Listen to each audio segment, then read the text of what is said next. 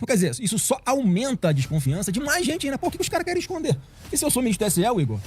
Não, você tá com uma suspeita de que houve alguma fraude? Qual é? Deixa eu ver aqui. Tá bom, investiga.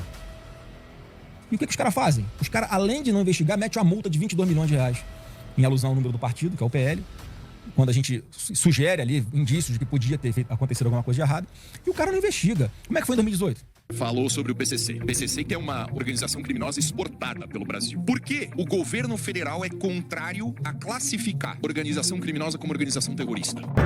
Isso, ministro, é pro senhor aprender o que é fake news, o que é falso e mentiroso. É esse tipo de moral de esgoto que Vossa Excelência traz aqui pra Câmara.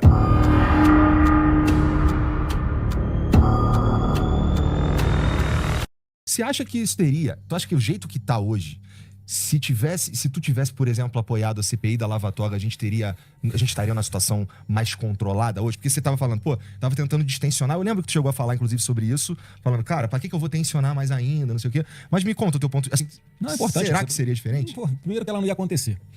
Por que acontece? Igor, qual o presidente da República que quer confusão com o Supremo? Bom, idealmente. Né? Então a gente tinha ainda ali alguns degraus a serem escalados para tentar evitar de chegar num ponto de porrada total de frente com o Supremo, né? Eu sempre fiz aquilo que meu pai determinou. Como é que é a minha relação com ele, Igor? Eu discordo de alguma coisa, eu tento convencê-lo do contrário, ele tenta convencer que não. Enfim, resumindo, eu posso até não estar convencido, mas no final eu vou fazer o que ele manda. E vai ser sempre assim, inclusive nesse momento agora, eu vou fazer o que ele mandar. Então, assim, essa CPI da Lava Toga, a gente naquela época já não tinha maioria no Senado, né? Depois veio a CPMI da Covid, você viu que show de horrores que foi, um palco político, uma disputa política total, a gente sem os votos necessários para trazer a verdade para dentro da CPMI. E a gente está falando do momento de CPI de Lava Toga, que era anterior a esse ainda. Você imagina, quem ia ser o presidente da CPI, a Soraya Tronic? Quem ia ser o relator, o Randolfo Rodrigues? É essa CPI que as pessoas ficam cobrando que fosse dar algum resultado para botar lá sentado no banco dos réus ali na CPI o Alexandre de Moraes. Qual a chance real disso acontecer? E ainda que isso acontecesse, qual seria o resultado prático disso? Cara, era capaz do PT entrar com a habeas corpus no Supremo e fechar a CPI e eles dizendo que eles estão defendendo a democracia e a gente querendo causar confusão institucional. Então, assim, o mundo real ali dentro da política que a gente conhece, eu sei que eu não tenho cara, mas eu tô indo para 23 anos de política já. Eu tô nessa seara desde que eu tenho 21 anos de idade, como deputado no Rio de Janeiro. Então a gente aprende um pouquinho como é que funciona a realidade.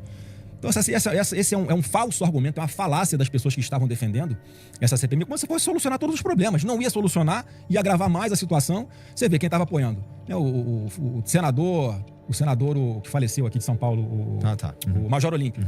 Cara, o Major Olímpio estava defendendo um cara que se elegeu em cima dos votos do Bolsonaro, teve 9 milhões, um caminhão de votos, estava em 4º lugar há 10 dias da eleição. O Bolsonaro começa a fazer lives com ele, esse cara elege o Major Olímpio e o cara, com pouquíssimas semanas de governo, já virou oposição, porque tinha pedido algumas coisas não republicanas. Meu pai não deu, ele ficou puto e virou oposição. Quer dizer, essas pessoas que iam fazer ali, travar o combate para defender o governo Bolsonaro dessas interferências do Supremo, assim, tem que ser muito anjinho, tem que ser muito inocente para achar que na prática isso ia dar algum resultado e na verdade isso só prejudicaria, né, ia acabar de vez, enterrar o governo vivo de vez. E teve bastante disso que você tá falando aí, né, Flávio? Um monte de...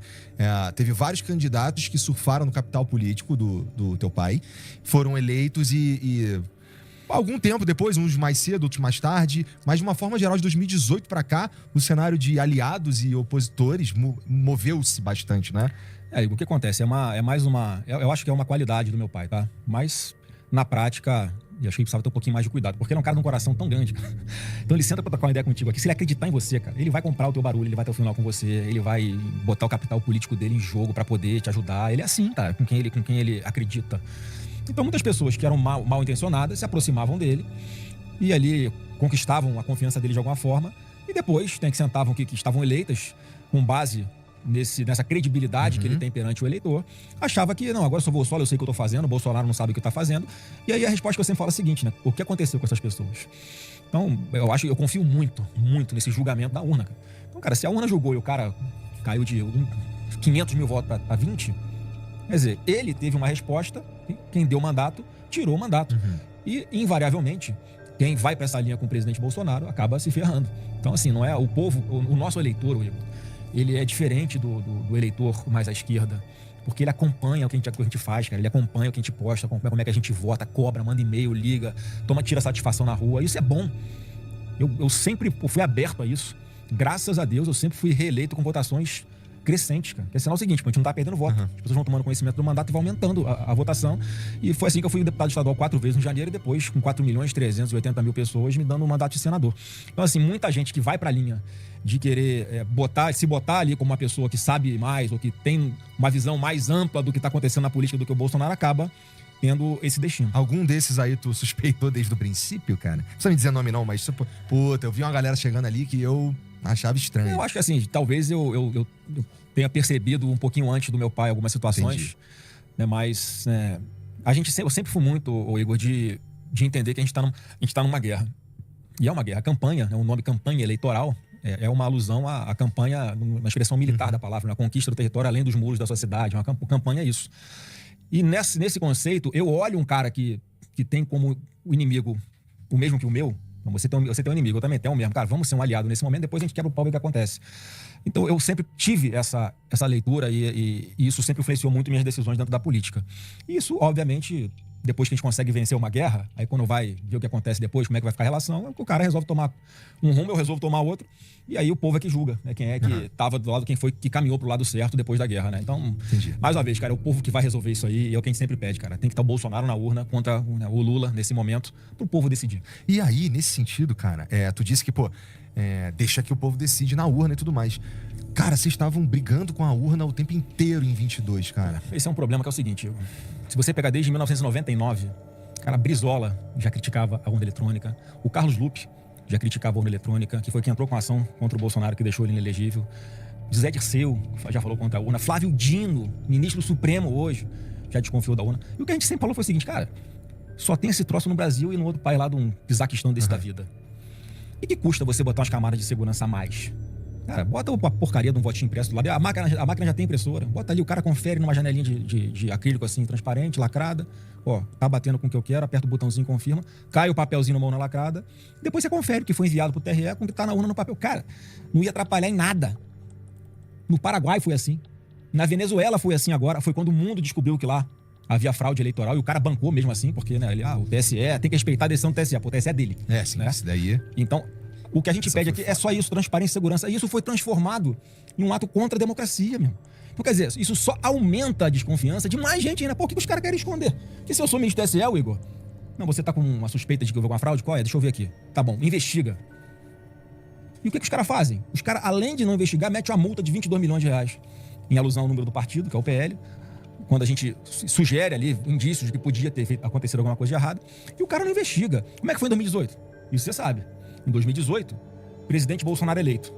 O próprio TSE, de ofício, manda a Polícia Federal instaurar um inquérito por causa de uma denúncia que teria havido fraude nas urnas. Quer dizer, Bolsonaro ganhou, vamos investigar, porque se tiver fraude a gente acaba com a eleição. Bolsonaro perdeu, antidemocrático, entendeu? Então, assim, isso tudo gera no subconsciente de todo mundo, cara, uma desconfiança ainda maior. No Paraguai foi assim, eles botaram um votinho lá do lado da urna eletrônica, o comprovante, o voto auditável que a gente fala. Cara, no mesmo dia saiu o resultado, ninguém questiona o resultado da eleição, cara. Só que a bronca maior, já que esse é um assunto proibido, a gente não vai saber nunca se tem ou se não tem, porque não é investigado. Então, assim, na real, você pode achar que não tem fraude, eu posso achar que não tem fraude, mas na real a gente nunca vai ter um atestado ali, porque é um assunto proibido. Mas o que tava pegando? Acho que foi o modus operandi ao longo da campanha do TSE com o Alexandre de Moraes sentado na cadeira, cara. Ô, Igor, vou puxar só alguns assuntos, que a história é longa pra cacete. Tem 300 exemplos de coisas que aconteceram e que o Alexandre de Moraes desequilibrou, no meu ponto de vista, na minha opinião, a eleição a favor do Lula e contra a gente. Pô, a gente não podia falar que o Lula tinha proximidade com ditadores porque era fake news e discurso de ódio. Pô, o cara hoje tá ali, ele tá querendo ajudar o Maduro, pô, um ditador, um narcoterrorista. Isso é informação? Vocês foram proibidos de falar isso? Isso é fato. Tá. Isso é fato. Os nossos programas saíam do ar, eram censurados. A gente não podia falar que o Lula teve mais voto teve mais de 80% dos votos dentro do presídio em outras eleições, porque era ofensivo. A gente não podia falar que o Lula vertava com a pauta do aborto. O cara faz hoje, ele revoga normatizações do Conselho Federal de Medicina para facilitar o aborto. A gente não podia falar que o Lula era a favor de roubar um celular para tomar uma cervejinha. Cara, isso são fatos. E como é que acontecia? Quando um juiz quer, até Flamengo, né? Vasco e Flamengo. Como é que o juiz, se quiser, se o Vasco empatar, é campeão contra o Flamengo? Se o juiz quiser ajudar o Vasco, como é que ele faz? O empate favorece o Vasco. Ele fica marcando falta no meio de campo, usando a lei. E a bola não vai chegar nunca na área do Vasco, irmão. Tá ajudando o Vasco. Então, a analogia que eu faço é muito essa. Se fosse uma eleição equilibrada, disputada, e como é que acontecia? Entendi. Ele demorava, Igor, 2 dias pra tirar uma propaganda do ar, que era fake news do nosso ponto de vista, pra tirar a propaganda do Lula. Ficava 2 dias circulando. E a gente, e quando o Lula entrava com algum pedido, cara, ele censurava previamente. Não ia nem ao ar. Eu vou te dar aqui um exemplo do que impactou pra cacete a eleição, que foi o maior fake news da eleição. Aquele vídeo do Bolsonaro simulando falta de ar na pandemia. O que eles exploravam? Bolsonaro tá debochando de quem sentiu falta de ar e morreu. Quando era o contrário, cara. Se você pega 20 segundos pra trás e 20 pra frente, ele tá puto com o Mandetta, que era o ministro da Saúde. Não espere chegar nesse ponto de sentir falta de ar pra ir pro hospital. Vai antes. Porque você pode, assim, não tinha vacina, não tinha remédio, tinha nada. Era um troço totalmente novo pra todo mundo. Vai antes pra ver se o médico lá faz um tratamento preventivo, prévio com você, pra evitar você chegar nesse ponto. Vai fazer o quê? Vai pro hospital com falta de ar pra morrer, ser entubado e morrer? Então, esse tipo de campanha demorou algum tempo pra sair do ar. E aí, mesmo, espalhou, viralizou no Brasil inteiro. Um monte de gente tem raiva dele ainda. Um cara que garantiu a vacina pra todo mundo. Você pode discordar da postura dele, de não ter tomado a vacina, de não dar o exame. Agora, o fato é que todo mundo que tomou vacina no Brasil, a vacina foi comprada pelo Bolsonaro. Ele evitou que todo mundo passasse fome na pandemia. O Igor, a gente fez pelo programa do nosso governo mais de 11 milhões de acordos entre patrões e empregados para evitar a demissão. Olha, reduz o salário um pouquinho aqui, o governo chega com uma contrapartida para complementar o salário, você vai, a carga horária menor, mas você não é demitido. Ele triplicou o valor do Bolsa Família. Era em média 170, 180 reais, passou para 600 reais, que as pessoas não tinham o que comer. E ele botou 70 milhões de pessoas dentro do sistema bancário, criou o Pix para facilitar as transferências. Cara, o Brasil, na pandemia, Igor, a gente teve um PIB maior que o da China. A inflação do Brasil, no finalzinho da pandemia, era menor que a dos Estados Unidos. Tem 40 anos de idade. Quando você vê a inflação do Brasil, menor que a dos Estados Unidos. Cara, então assim, foi o mérito do Bolsonaro de ter escolhido um time fantástico de ministros. Você vai comparar o Paulo Guedes com o Haddad hoje? Não, no Brasil, o Lula está sendo para a economia pior do que a pandemia. Em relação ao endividamento, em relação a pessoas que necessitam do governo para ter o que comer. E a nossa mentalidade qual era? Cara, eu vou triplicar o Bolsa Família, mas eu vou deixar uma porta de saída para você. Se você arrumar um emprego, tu vai continuar mais 6 meses ganhando Bolsa Família até tu estabilizar. Porque se tu for mandado embora nesse meio tempo, tu vai continuar recebendo Bolsa Família. Tem gente que diria, Flávio, que várias dessas ações aí elas aconteceram, né? Tá na história, mas elas teriam sido meio que provocadas pelas circunstâncias e também por outros atores políticos. Eu quero dizer que o Bolsonaro e que os governadores mais alinhados ao Bolsonaro teriam lutado muito contra o lockdown. E mesmo assim, com a imposição do lockdown, houve a necessidade, então, de assistir as pessoas. Mais ou menos isso mesmo, né? Não, cara, ali, assim, qual era a preocupação dele? Você já leu a bula de alguma vacina, cara? Cara, já tem uma porrada de coisinha lá. Cara, o que ele pensava, cara? Mentira. De uma vacina, eu nunca li a bula. O que ele fala? Não, assim, se você para pra ler, é assustador. Os efeitos colaterais daquilo. Mas eu tomei 2 doses de AstraZeneca. Se ler a bula do remédio que teu pai tava tomando também, até outro dia... Tem os efeitos colaterais. Esse é um ponto. Vale o risco você tomar isso ou vale o risco você... talvez pegar a doença e se imunizar naturalmente, né? Enfim, mas essa discussão aí já foi. Eu acho que a história os estudos que vão aparecendo, como já tem da John Hopkins, né, dizendo que o tratamento precoce, que foi tão demonizado, se tivesse sido colocado em prática, ia salvar muita vida. A gente não podia falar dos efeitos colaterais da vacina. E hoje a AstraZeneca, que foi a vacina que eu tomei 2 doses de AstraZeneca, foi tirada de circulação por causa dos efeitos colaterais. Eu tenho cardiologista na família que fala que problemas cardíacos explodiram desde a pandemia pra cá. Ninguém sabe se é a vacina ou se foi o vírus. Então, assim, o Igor, essa é uma pauta, cara, que eu acho que... Eu falava isso pra ele na época. Pai, não precisa você ficar falando toda hora, cara. O que você já marcou sua posição, você como líder da nação, já demonstrou a sua preocupação, que realmente isso não foi nem testado em animal, é verdade. Mas você já demonstrou a sua preocupação, faz a sua obrigação. Dá a vacina pra quem quiser tomar tome. Você já avisou, porque ele tinha uma preocupação de ele ser responsabilizado por aquilo depois. E você tá fazendo a sua parte, você deu o seu alerta, cara. Entendi. Como esse negócio de ele ser um líder que se preocupa de verdade com aquilo, ele fala, cara, se as pessoas começarem a morrer, eu vou me sentir mal de não ter falado isso. Então, assim, ele deixava a preocupação eleitoral de lado pra prevalecer o papel de alguém que tá preocupado, de fato, com a saúde dos brasileiros, né? Só que isso já tinha uma vontade da imprensa também. Ele dava umas vaciladas, umas escorregadas nas falas dele, deturpavam muito o que ele falava. E aí, enfim, foi o resultado. Inclusive, não é defendendo, não, mas tem uma...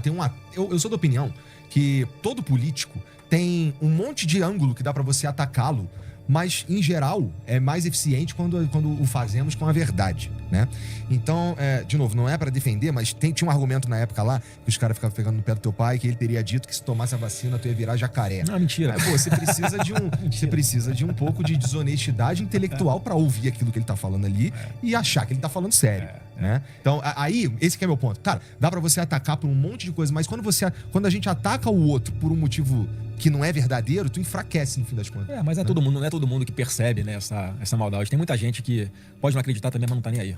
Verdade. Passa pra frente a mentira, a fake news, se tá desgastando um adversário político meu, eu não tô nem aí. E a gente não via essa caça na internet, nos perfis em redes sociais que fazem esse tipo de fake news, né, como fazem com a gente até hoje.